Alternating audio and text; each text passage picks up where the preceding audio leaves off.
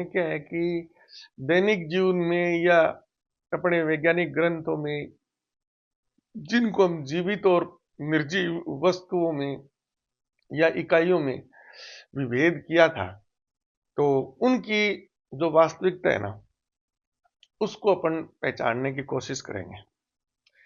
तो ये क्योंकि जो अभी तक डाटा आपके दिमाग में देख देख के, सुन सुन के, पढ़ पढ़ के आपने अपने दिमाग में जो इंफॉर्मेशन फीड की है ना, तो उससे तो उस प्रकार का रिजल्ट निकल नहीं सकता जिस प्रकार का मैं आपको बताऊंगा।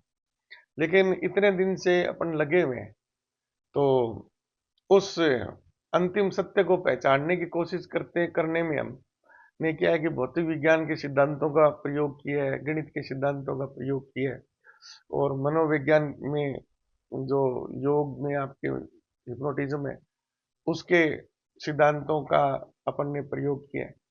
और जो अपने वैदिक संस्कृति के ग्रंथ हैं, वेद इत्यादि वगैरह, उनमें जो ईश्वर का स्वरूप बताया गया है, परब्रह्म का स्वरूप बताया गया है, उसी को हमने इस आधुनिक विज्ञान के द्वारा अपन ने तुलना करके समझने की कोशिश की है। चीज तो एक ही है, इसके समझने के अलग अलग तरीके हैं। ठीक है ना? जो केवल वेद शास्त्र इत्यादि पढ़ के इसको समझने की कोशिश करते हैं, तो मैं ये नहीं कहता कि असंभव है, वो भी संभव है।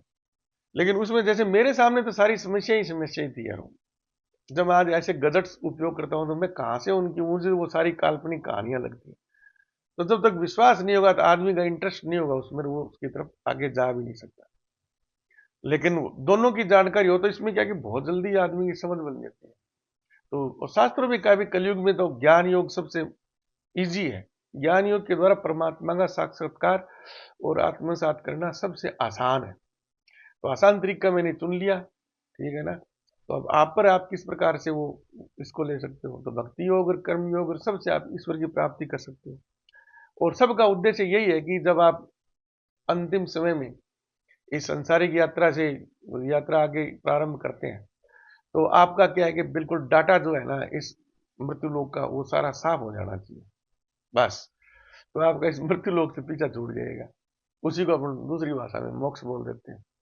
तो अब अपन क्या है कि दैनिक जीवन के जो जीव निर्जीव है, तो उनके मैंने उस दिन आपको बहुत सारे उदाहरण दिए थे कि किसको हम जीवित बोलेंगे और किसको निर्जीव बोलेंगे। तो जो आधुनिक जीव विज्ञान है अपनी, जूलॉजी और बॉटनी है, जो पादप विज्ञान है, तो उसमें तो क्या है कि बहुत जीवों के वो लक्षण बताते हैं।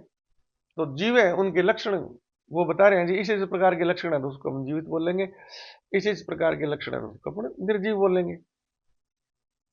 बीच में भी कुछ ऐसे अभी तक वो मिले हैं इकाइयां, जो अभी तक वो वैज्ञानिक जो उनकी परिभाषा है उसके हिसाब से वो कोई से में फिट नहीं बैठ रहे हो। तो उनका भी दिमाग अभी चक्कर ही खा रहा है कि उनको निर्जीव में रखें या सजीव में रखें। जैसे मैंने आपको बताए थे, दुनिया भर के वायरस वगैरह इस प्रकार की जो है ना, वो मर्जी हो वहां अपना निर्जीव की तरह व्यवहार करते हैं, उनका मूड है। और मर्जी है तब वो अपना जीवित की तरह वो व्यवहार करते हैं। फिर इसमें उम्र उम्र की भी कोई सीमा नहीं है। ठीक है ना? कि कोई जीव है तो कितने साल तक उम्र रहेगा। क्षणिक जीव भी है जो उत्पन्न हुए साथ में मर गए, उसी में उसका जीवन चक्र पूरा हो जाता है। अपने संतानोपत्ति वगैरह जो है सब वो कर गए वो। अगर कोई भी जीव संतानोपत्ति नहीं करता है तो उसका अस्तित्व नष्ट हो जाता है। तो आज के अस्तित्व में, आज के अगर जिस जीव का आप अस्तित्व देखते हो ना, तो आप यही मान लीजिए कि वो इसीलिए अस्तित्व में है कि उसमें एक जैविक वो है चेतना, जिससे वो अपना अपने जैसे ही इकाइयां आगे उत्पन्न करता है। तो इसमें अपने वो एक कौन सी वो ग्लास जेलीफिश के बारे में बताया था, है ना, जिसकी 15,000 वर्ष तक आयु थी। और एक और वो बताई थी कि उसको तो कभी मरते हुए देखा ही नहीं गया। तो ये सब चीजें है ना, वो आपको बताई थी। अब कुछ अपन उदाहरण लेंगे, है ना। तो मनुष्य क्या है कि मनुष्य की एक बुद्धि है ना, ऑब्जर्वेशन की बुद्धि है। वैसे तो असीमित है, लेकिन जब तक वो उसको अपनी तरह विकसित नहीं करते ना, तब तक वो सीमित है। तो वो अपने जीवन काल में चीजों को देखता है, उसी हिसाब से वो अपना कंप्यूटर में डाटा फीड करके विश्लेषण करता है, उसी हिसाब से वो रिजल्ट लेता है वो। जैसे मैंने बहुत पहले आपको वो छोटी सी कहानी बताई थी कि चार अंधे हैं, है ना, और वो क्या है कि भटकते हुए हाथी के पास पहुंच गए। तो उन्होंने वैसी चीज देखी नहीं थी। तो सुन रखा था उन्होंने लोगों से कि हाथी होता है, हाथी होता है, ऐसे होता है, जिनकी आंखें थी उनके द्वारा सुन रखा था। तो उन्होंने तो बेचारे ने कुछ देखा नहीं, तो किसी ने कह दिया हाथी आया होगा, तो पहुंच गए उसको टंटोड़ते हुए। तो चारों का अपना अलग अलग ऑब्जर्वेशन था। जिसके पूंछ के हाथ में आ गई तो वो तो अलग ही प्रकार का बताता है, हाथी एक डंडी से है, कांटे से। सूंड वाला बोलता है हाथी इस प्रकार से मुड़ा हुआ है, चिटिया जैसे अपन बोलते हैं, बूढ़े बुजुर्ग जो लकड़ी यूज करते हैं। जो कान के पास पहुंचा हो तो हाथी तो बोले सूप की तरह, और और क्या नाम, पैर की तरफ पहुंचा हुआ हाथी तो एक स्तंभ की तरह। अब वो चारों आके ना एक अंधे आदमी को अपना अनुभव बताते हैं, वो भी अंधा है, देखा उसने भी नहीं। तो वो चारों अलग अलग, तो वो बेचारा जो अंधा है ना, वो कंफ्यूजन में आ जाएगा, अरे ये क्या बता रहा है यार, ये कोई इस प्रकार का बता रहा है, डंडी जैसा बता रहा है, कोई स्तंभ जैसा बता रहा है, कोई इस प्रकार से छाछ जैसे बता रहा है, कोई कुछ बता रहा है। तो अपनी सबकी स्थिति वैसी है, अपने सभी अंधे हैं, क्योंकि वो दिव्य दृष्टि या अपने को मिली नहीं है जिससे अपन कोई सही निष्कर्ष निकाल सके। हमारे कंप्यूटर में हमने डाटा इस प्रकार से इकट्ठे किए कि हमारा जो प्रोसेसर है वो सही ढंग से उसको वो प्रोसेस नहीं कर पा रहा, तो वो कंफ्यूजन में ही रहेंगे। और जब आपकी आंखें खुल जाती हैं, है ना, तब आप बिल्कुल स्पष्ट बोल सकते हो, अरे नहीं यार तुम चारों ही, अब बेचारे गलत कोई कोई भी नहीं है उनमें, अपनी अपनी जगह वो चार, वो हाथी को पहचानने वाले पांचवा जो उनको बताने वाला है, विश्लेषण करने वाला, वो पांचों अपनी अपनी जगह सही हो। दृष्टि मिलते ही वो आप उनको बता देते हो, यार तुम तो चारों ही हमारे हिसाब से तो गलत हो, पांचों ही। तो ऑब्जर्वेशन मनुष्य की है ना, इस प्रकार की ऑब्जर्वेशन होती है। अब उदाहरण के लिए ले लीजिए, जैसे अपना नाखून ही है शरीर में, है ना। अब वैज्ञानिक इसको क्या बोलेंगे, कुछ इसको जीव बोलेंगे, कुछ इसको निर्जीव बोलेंगे, कुछ कहते हैं यार जहां तक ये खून से मतलब अंदर जुड़ा हुआ है ना, वहां तक तो ये जीव है, ये बढ़ रहा है, ये सारा लक्षण है। बाकी अंगुली के और जो अपने ऑर्गन है उस प्रकार से ये जीव है। और आगे का जो शुष्क भाग है, जैसे अपन नाखून काटते थे हमें किसी प्रकार दर्द वर्द महसूस नहीं होता, तो बोले ये निर्जीव है। तो वैज्ञानिक आगे ये भी पूछ रहे, अरे तो बताओ फिर इसका डिफरेंशिएट कर दो भाई, कितना नाखून जीवित है, कितना वो क्या नाम निर्जीव है। तो ऐसी स्थिति है ऑब्जर्वेशन, एक ही चीज है, उसके बारे में वो दोनों चीजें बोलते हैं, उसमें भी डिमार्केशन नहीं कर पा रहे यार, इतना ये निर्जीव और इतना ये जीव है। अब मान लीजिए कि नाखून पर एक मच्छर आके बैठ गया, और मच्छर अपनी तरह विवेक बुद्धि वाला है ना, मान लीजिए। और मच्छर की आयु बेचारे की कितनी है, 24 घंटे ही तो है, उससे छोटा जीव तो कुछ सेकंड ही। अब वो मच्छर क्या उस नाखून ही नाखून को देख रहे हो, तो वो कहेगा अरे ये तो मनुष्य तो क्या है, ये कठोर है, बड़ा ये वो है ना, इसको तो मेरा डंक भी अंदर नहीं गया, और वो तो हिला नहीं, कोई कुछ नहीं हुआ, तो उसकी इतनी लाइफ है। तो बोले कि ये तो है ना वो है, इसमें जीव वाले एक भी लक्षण नहीं है, लो जी। तो वो डिक्लेयर कर देगा मनुष्य क्या है, निर्जीव है। ऐसे ही ले लो आप, जैसे मगरमच्छ है ना, वो अपनी मस्ती में सर्दी के दिनों में जो उसकी वो हाइबरनेशन की स्थिति होती है, धूप के अंदर पड़ा रहता है, उस वक्त चिड़िया वगैरह उस पर कूदते रहते हैं, उसको परवाह नहीं हुआ पड़ा, वो मस्त रहता है। तो उसके ऊपर से सल्क है वो, जैसे कछुए का बाहर वाला कवर, वो तो बिल्कुल पत्थर के समान ही लगेगा अगर कोई उसको ऑब्जर्व करेगा। तो मनुष्य तो देख लेता है यार, आधे पौने घंटे में उठ के चल पड़ा, तो इसको जियो अपन डिक्लेयर कर देते हैं। तो सब क्या नाम, आयु सबकी मनुष्य की तरह ही थोड़ी है, तो मनुष्य की कौन सी बाकी जो इतने लंबे समय तक जो जीव उत्पन्न रहने वाले उनकी अपन स्टडी कर सकते हैं। जैसे अपन तारों वारों की स्टडी करेंगे तो हमारी अपनी स्थिति भी मच्छर के समान हो जाएगी। अपनी कहेंगे नहीं नहीं, ये सब बकवास है, हमारे तो बूढ़े बुजुर्ग भी इसी पृथ्वी पर पैदा हुए थे, इसी यहीं से मर गए थे, कुछ नहीं होता, ये पृथ्वी निर्जीव है, ना ये बढ़ती है ना कुछ करती है, तो उसको निर्जीव की श्रेणी में ले लेंगे।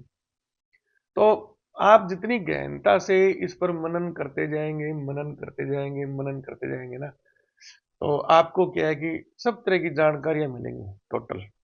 और अंत में भी आपका निष्कर्ष क्या होगा, तो आप कहोगे यार देखो, जो जीव की परिभाषा दी है ना, उस हिसाब से हम कुछ चीजों को ही जीवित में रख सकते हैं। और जो निर्जीव की परिभाषाएं दी गई है हमारी टेक्स्ट बुक्स में, उसके हिसाब से देखेंगे तो कुछ चीजों को अपन निर्जीव की स्थिति में ही रख सकते हैं। और कुछ चीजें ऐसी हैं जो उन दोनों परिभाषाओं में शामिल नहीं है, हमारे जो जिन्होंने किताबें लिखी है या जिन्होंने जो ज्ञान दिया है, तो वो भी अभी कंफ्यूजन में, यार इनको जीवों में रखें या निर्जीवों में रखें। तो बोले कि सब सब के बारे में हम कोई पक्का निर्णय कह नहीं सकते, ना इसकी कोई परिभाषा दी जा सकती है कि एक ही परिभाषा में सारे, जैसे कुछ ब्रह्म वाक्य है ना, कि क्या नाम है, शून्य से कुछ भी उत्पन्न नहीं हो सकता, nothing can be created out of nothing. दूसरा, क्या नाम, कंजर्वेशन लॉज है जितने भी हैं, है ना, संपूर्ण ब्रह्मांड की टोटल ऊर्जा वो निश्चित है, वो एक रूप से दूसरे रूप में परिवर्तित होती है। इस प्रकार से तो दुनिया भर के फंडामेंटल रूल्स हैं, वो ब्रह्म के रूल है, वो ईश्वर के रूल है, वो उनका अवहेलना नहीं हो सकती किसी भी प्रकार से। तो दोनों चीजें, तो उस प्रकार की परिभाषा है ना जीवों और निर्जीवों की, नहीं दी जा सकती। ठीक है ना। और विज्ञान में भी ऐसी स्थिति है, जैसे सिद्धांत आते हैं नए नए नए नए नए नए, तो डाल्टन का परमाणु सिद्धांत आया था, अभी जो परमाणु है ना उसको तो तोड़ ही नहीं सकते। बस थोड़े दिनों में परमाणु तोड़ के इलेक्ट्रॉन निकाल दिया जे जे थॉमसन ने, तो वो नियम बदल गया। ऐसे ही नियम भी परिवर्तित होते जा रहे हैं। ठीक है ना। लेकिन कुछ नियम है जो अभी, जैसे थ्योरी ऑफ रिलेटिविटी है आइंस्टीन का, और क्या ना डी ब्रोगली की जो नियम है, आपको बताया था मैंने, हाइजेनबर्ग का नियम है, और आइंस्टीन का क्वांटम सिद्धांत है ना। तो इनमें भी आगे डेवलपमेंट चल रहा है, इनमें भी सुधार होता जा रहा है दिन प्रतिदिन। लेकिन इनको नकारने वाला है ना, कोई भी एक्सपेरिमेंट ऐसा अभी तक नहीं हो पाया जो ये इनको बोलते जी ना ना ना ये तो गप है। गप नहीं है वो, हाँ बिल्कुल एक्सपेरिमेंटली प्रूव्ड है वो। डाटा वो थोड़े इधर उधर हो जाते हैं, क्योंकि थोड़ी बहुत, जैसे आइंस्टीन ने थ्योरी ऑफ रिलेटिविटी में प्रकाश के वेग को अधिकतम सीमा मान ली थी, तो वहां वो गड़बड़ हो गई, है ना। अधिकतम सीमा प्रकाश की तो है नहीं, वो बहुत सी चीजें तेज चलती हैं, तो उसके निष्कर्ष उतने त्रुटिपूर्ण हो जाएंगे। ऐसे ही क्या नाम है, हाँ, जो प्लांक का क्वांटम सिद्धांत है, उसने जो स्थिरांक दिया था वो इतना कम इतना इतना कम लिया कि वो शून्य तो नहीं है, वो बहुत कम है, तो उसमें भी डाटा उतने ही, जितना शून्य और उसमें फर्क है उतना वो डाटा उसके भी त्रुटिपूर्ण आएंगे।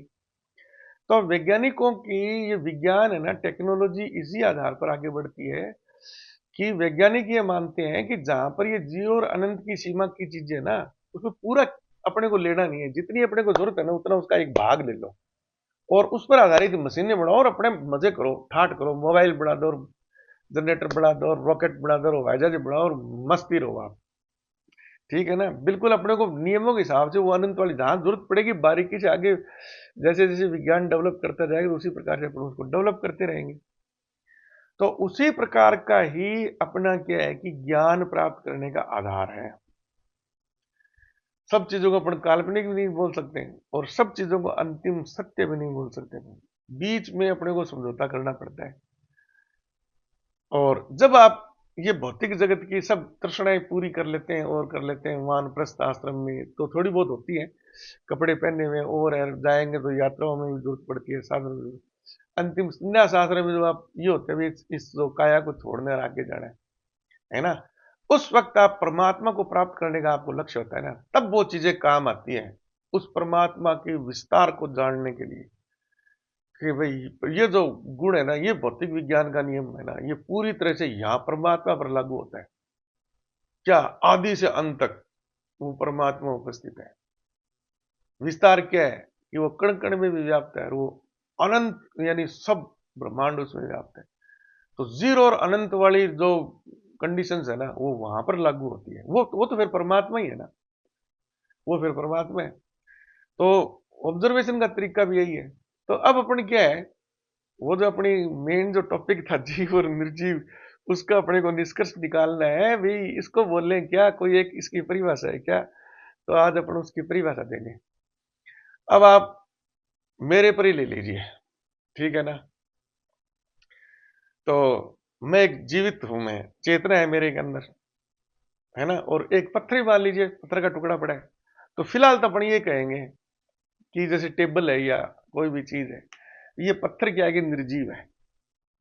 इसमें हमें तो क्या है कि अपने जैसी संतति उत्पन्न करने वाले वो गुण हमें तो दिखाई नहीं दिए, क्या नाम, एक मानव की उम्र के हिसाब से मैं तुम जिंदगी में इसको देख नहीं सकता, तो मैंने तो क्या है कि इसको निर्जीव की श्रेणी में ले लिया, और खुद को मैंने क्या किया कि जीवित की स्थिति में ले लिया, क्योंकि मेरे में चेतना भी है, सुख दुख का अनुभव मेरे को होता है, मैं भोजन भी करता हूँ, श्वसन क्रिया भी करता हूँ, सर्जन भी करता हूँ, मैंने संतानोत्पत्ति भी की है ना। तो सारी शर्तें मैंने पूरी कर, मैं क्या हूँ, जीवित हूँ। चलो जी, फिर अपन वैज्ञानिक वैज्ञानिक बोलेंगे भाई मानव कोशिका, उसी से सारा शरीर बना है, तो वो भी क्या है, अंत में उसमें भी एक न्यूक्लियस है ना, और जो जीव द्रव्य बोलते हैं और बोलते हैं, फिर उसमें आरएनए डीएनए वगैरह वो जो भी है, अंत में क्या है, वो जीन्स में चले जाएंगे, डीएनए में जीन्स में, तो जीन्स में क्या है, वही है एटम्स ही हैं आपके, जीन्स में, ये नाइट्रोजन, कार्बन, हाइड्रोजन, ऑक्सीजन, इस प्रकार के जो अपने ऑर्गेनिक तत्व है ना, क्या नाम, केमिस्ट्री वाले तत्व, उन्हीं से मिलकर बना हुआ है वो। उन्हीं से मिलने से उसमें चेतना आ गई। चेतना है कोशिका में, कोशिका मरती है, उत्पन्न होती है बिल्कुल जीवित की तरह। अमीबा है ना उसका उदाहरण, अपन भी तो उसका उदाहरण है। अपने शरीर में भी कोशिकाएं दुनिया भर की मरती है और उत्पन्न होती रहती है। उसका जो संयुक्त है वो अपनी बॉडी पार्ट है। तो चेतना जो अपने में है ना, वो उस कोशिका में भी है। और कोशिका में फिर क्या है, कोशिका में फिर वो अंत में परमाणु आ गए।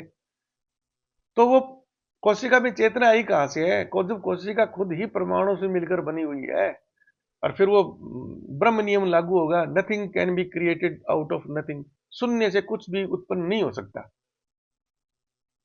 तो बगैर चेतन के चेतना उत्पन्न हो थी। अगर परमाणु में चेतना नहीं है तो कोशिका में चेतना कहां से आएगी? अब और चलो जी, परमाणु में, परमाणु में फिर क्या, फिर वही कथा शुरू हो जाएगी। ये इलेक्ट्रॉन है, नाभिक है, नाभिक में क्या, प्रोटॉन, न्यूट्रॉन, वो फिर चलते चलते चलते लास्ट में स्ट्रिंग थ्योरी पर चले जाते हैं हम। क्योंकि स्ट्रिंग थ्योरी पर जाते हैं तब वहां पर यही आता है कि बाकी जो मूर्त वूर्त आपको दिखाई दे रहा है दैनिक जीवन में, जिनको आप मूर्त बोलते हो, वो भी सारा अमूर्त ही है। और उस एक ही परम तत्व का मैनिफेस्टेशन है, जो परम, जो आपका फोर्स फील्ड है। उसी से ही बाकी फोर्स फील्ड बने, और उसी से ही ये इलेक्ट्रॉन प्रोटॉन बने, और उसी से ही ऊपर की तरफ हवा बन गए। अंदर की जाते हो तो अंतर में एक वो है, वो अमूर्त फोर्स फील्ड, वही फोर्स फील्ड परमात्मा है, वही फोर्स फील्ड आपकी आत्मा है ना। तो वो भी चेतन है। अगर आप चेतन हो ना तो वो भी चेतन हो। अब इसका निर्णय क्या निकलता है? अच्छा, अब चलो जी, ये तो आपने मेरी व्याख्या कर दी। पत्थर में चलो, पत्थर में क्या है? उसको भी अंत में आप देखो भी कितने प्रकार के वो अणुओं से मिलकर बना है। उसमें क्या नाम, कैल्शियम में मिल जाएगी, आयरन में मिल जाएगी, कोबाल्ट में मिल जाएगा, कार्बन में मिल जाएगा, सब चीजें मिल जाएंगी। अंत में उसी प्रकार से चलते जाओ अंदर अंदर अंदर। अब पत्थर को आप निर्जीव बोलते हो, है ना, तो ठीक है, फिर उस वक्त अपन सबको निर्जीव निर्जीव मानते जाएंगे, है ना। तो परमाणु भी निर्जीव है, इलेक्ट्रॉन भी निर्जीव है, परजीवी वो भी अंदर भी, वो भी निर्जीव है, वो भी निर्जीव है। अंत में वहां पर वो स्ट्रिंग थ्योरी आ गई आधुनिक विज्ञान के हिसाब से, है ना। और वो अंत में वहां पर वो भी परम तत्व है, ठीक है ना। तो वही चीज अंत में पत्थर में, और वही चीज अंत में अपने में। अब फैसला अपने को करना है कि ये जीव चेतन है या अवचेतन है, इसका फैसला करना है, ठीक है ना। अब पत्थर में भी मूल तत्व वही है, और मेरे में भी मूल तत्व वही है। अब उस मूल तत्व को अपने चेतन बोलेंगे, अचेतन बोलेंगे। अगर आप अपने आप को ना इस चेतन अवस्था में, जैसे मैं अपने शरीर को स्पर्श कर रहा हूं, आगे स्वर्ग नरक की भी सोच रहा हूं, अगर मैं ही चेतन नहीं हूं ना, तो ये सारा संसार, ब्रह्मांड, परमात्मा वगैरह सारा ही चेतन नहीं है। और अगर मैं चेतन हूं ना, तो ये सारा ब्रह्मांड, परम तत्व, पर ब्रह्म, वो भी चेतन है। और वही क्योंकि उस पत्थर में है, तो पत्थर भी चेतन है। अब थोड़ा सा आप दिमाग लगाओ कि पत्थर को, ये फिर इसको कैसे मानते हैं? इस पत्थर को नाखून की तरह ले लीजिए आप। ये किसी पहाड़ का ही भाग था, वो पहाड़ के, वो पृथ्वी है। पृथ्वी भी तो अपने सौरमंडल का भाग है। सौरमंडल भी तो अपने क्या है कि वो जो गैलेक्सी है उसी का ही तो भाग है वो। और वो गैलेक्सी क्या है, वो भी तो उसी का ही भाग है। अंत में जाओ, अंत में पूरा ब्रह्मांड का ही तो एक भाग है। अगर आप अपने नाखून को जीवित मानते हो ना, एक अंगुली के एक हिस्से को आप जीवित मानते हो, तो शरीर आपका जीवित है। और इसी प्रकार से अगर उसी चीज से उत्पन्न हुई चीज, पत्थर एक टुकड़ा है, तो पत्थर भी जीवित है, ठीक है। आप अपनी उम्र में पृथ्वी को नष्ट होते हुए वो नहीं देखते। बाकी जो जीव की जितनी भी आप उसमें लगा सकते हैं ना सुपरलेटिव डिग्री, कि वो अपनी जैसी संतति उत्पन्न भी करता है, और वो अपने क्या नाम, वो उत्पन्न भी हुआ है, वो नष्ट भी होगा, बिल्कुल। पृथ्वी की तो है ही ना, कि पृथ्वी सूर्य के मतलब एक बहुत बड़े विस्फोट से उत्पन्न हुई थी, गर्म, ये भी आग का गोला थी, और उसी से चंद्रमा बना था। तो सूर्य के बच्चे क्या हो गए? पृथ्वी ग्रह हो गए, और उसके बच्चे चंद्रमा हो गए। आगे चंद्रमा में उसके चारों तरफ छोटे छोटे टुकड़े, कहीं वो उनका पिंड वगैरह घूमते रहते, तो चल रही है ना वही एकदम जैविक प्रक्रिया चल रही है। तो आप इसको नकार नहीं सकते। आप कितना भी दिमाग लगाओ, कितना भी कुछ कर लो, अंत में ना आप इसी निष्कर्ष पर पहुंचेंगे कि अगर सारा ब्रह्मांड या तो निर्जीव है, या ये सजीव है, चेतन है। और इसका अंतिम निर्णय कौन? कि अगर मैं चेतन हूं ना, तो ये सारा ब्रह्मांड है ना वो चेतन है। तो वो जो अपने तीसरे वेद में यही तो लिखा है ना, क्या नाम, प्रज्ञा नाम ब्रह्म है। जो आपकी चेतना है ना, वही ब्रह्म है। बिल्कुल आप इसको साइंटिफिकली एकदम इसको इस प्रकार से एनालाइज कर सकते हैं। तो मित्रों, एक बार तो ये टॉपिक यहीं पर बंद करेंगे, क्योंकि अब आपके ना गहन मंथन का टाइम है। ज्यादा लंबे भाषण से फिर वो आपको चेतावनी भी याद रखनी है कि भी स्वस्थ मनुष्य की तरह ना इसको एक बहुत ही आध्यात्मिक गणनाओं के हिसाब से इसका चिंतन करो। और एक बार दुनियादारी की बाहर की जो चीजें आपने लोगों से सुनी है या और ग्रंथ में पढ़ी है या और कुछ वो पढ़ा है ना, तो उसको एक बार आप थोड़ा सा दूर हटा दो आप। तो मैंने आपको कई बार बता दिया कि ऐसा कोई भी धार्मिक ग्रंथ या ऐसा कोई भी वक्ता या ऐसा कोई भी साहित्य ये जो ये बोलता है ना कि ईश्वर ने इस सृष्टि का निर्माण किया, वो गलत है, गलत है, गलत है। इसलिए गलत है, वो मूर्ति वाला उदाहरण है कि निर्माण करता है ना, तो उसमें दो, एक तो निर्माण जो हो चुका है वो और एक निर्माण करता, दो एंटिटी हो गई, एक मूर्तिकार और एक मूर्ति। दो चीज तो है ही नहीं ना। एकम ब्रह्म द्वितीय नास्ते। तो जो अपने यजुर्वेद के अंदर जो यही चीज तो लिखी हुई है, तो एक ही चीज अंत में। तो इसलिए फिर आपको क्या है कि इन ग्रंथों को आपको पढ़ना चाहिए, किन पर विश्वास करना चाहिए ना, ये चीजें बिल्कुल सारी स्पष्ट हो जाती है। तो अभी अपन टॉपिक इतना ही रखेंगे। तो वीडियो को लाइक कीजिए, शेयर कीजिए, कमेंट्स लिखिए, आपके प्रश्न है। हाँ, अपन मैं सोच रहा हूं कि आगामी संडे से ना शाम को 1 घंटे अपन लाइव करेंगे। तो बहुत से क्या है कि इस आलस के मारे बैठे रहते हैं यार, मैं कमेंट लिखूंगा फिर पता नहीं जैसे जी उसको कब देखेंगे, कब जवाब देंगे, वो दे पाएंगे या नहीं दे पाएंगे, या मैं उस टाइम मेरे पास देखूंगा, बार बार देख नहीं सकता। तो उनका ये होता है, अरे बार आमने सामने हो तो आपके जो प्रश्न है ना, या तो आपको मैं ऑनलाइन जोड़ लूंगा मेरे साथ में, या फिर जो वीडियो चल रहा है उसमें प्रश्न आपके नीचे से आते जा रहे हैं, मैं एक एक को रोकता जाऊंगा क्रम वाइज, और मैं नाम के सहित आपको बोलता जाऊंगा जी ये अपने फलाने श्रीराम श्रीमान जी ने ये प्रश्न पूछा है, तो अभी मैं आपको इसका जवाब देता हूँ मैं, है ना। तो उस वीडियो की लेंथ के हिसाब से अपन क्या है कि एक बार संतुष्ट करने वाले आपको जवाब देंगे। और उसमें अगर कोई संदर्भित कोई ग्रंथ वगैरह या कोई इस प्रकार का मेरे पीछे का वीडियो है, तो मैं बोलूंगा कि जी पहले आप ना इस बारे में उस वीडियो को थोड़ा सा एक बार मनन कर लें, और दोबारा लाइव में आप आना। फिर भी आपका ये प्रश्न का उत्तर आपको नहीं मिला तो अपन फिर आपको प्रश्न देंगे। तो इस प्रकार का सेशन अपन जल्दी स्टार्ट करेंगे। तो वो थोड़ा सा और ज्यादा अपने बीच में कम्युनिकेशन, अभी जो गैप है वो भी बड़ा दूर हो जाएगा। धन्यवाद।